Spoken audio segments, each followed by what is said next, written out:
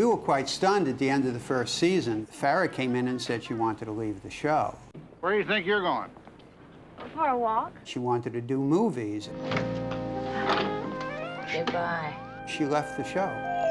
And then we looked around for who to replace Farrah with, and we chose Cheryl. Hi! Well, I'm here.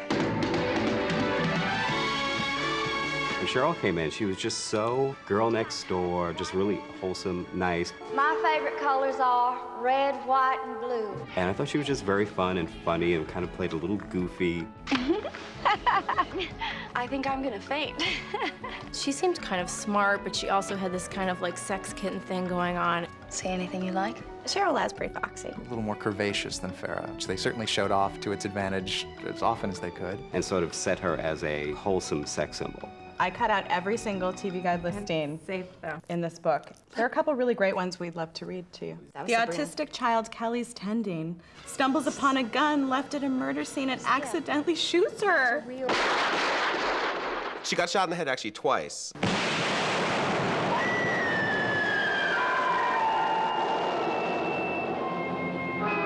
Yeah, she got shot. Of course she got shot. I remember that I cried. I thought she was gonna die. Very powerful episode, especially because she had like that one piece of gauze and like the small little bullet hole. I know she was gonna make it out. I remember a weird episode where Jacqueline Smith started having flashbacks of being locked in a closet by her nanny named Beamish. Don't take away Beamish, please. That was really weird. Remember the one where there was that weird alien thing and she had that weird eye on her hand? The triangle, symbol of perfect shape, perfect form. There were many episodes that stood out in our minds, but mostly we thought, what would be interesting to see our angels doing? Where could we place them? Prison?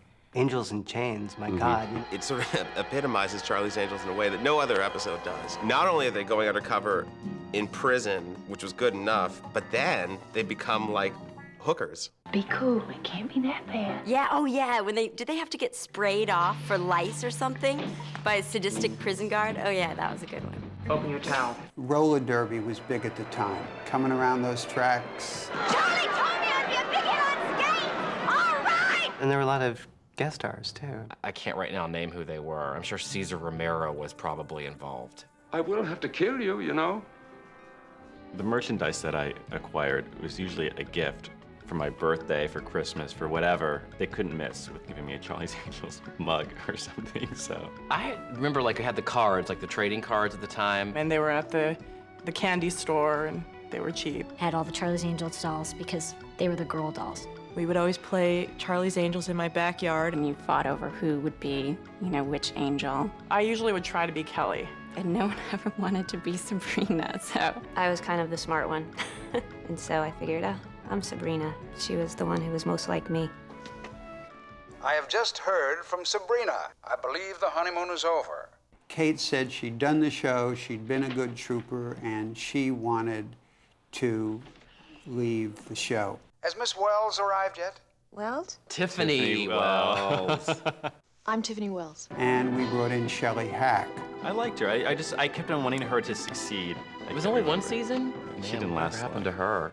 Who was your favorite? Tanya Roberts is the angel that I thought then, and still think now, was the hot tamale of the group. Tanya Roberts was our last angel. By the time Tanya Roberts got on the show and she was sort of clinging to the hood of the station wagon, I mean, I was over it. Frankly, we didn't do a good job of reinventing it. Kelly? We were still doing in the 5th year the same show we were doing in the 1st year. That was our fault. And so it just kind of ran out of steam. Ended an era.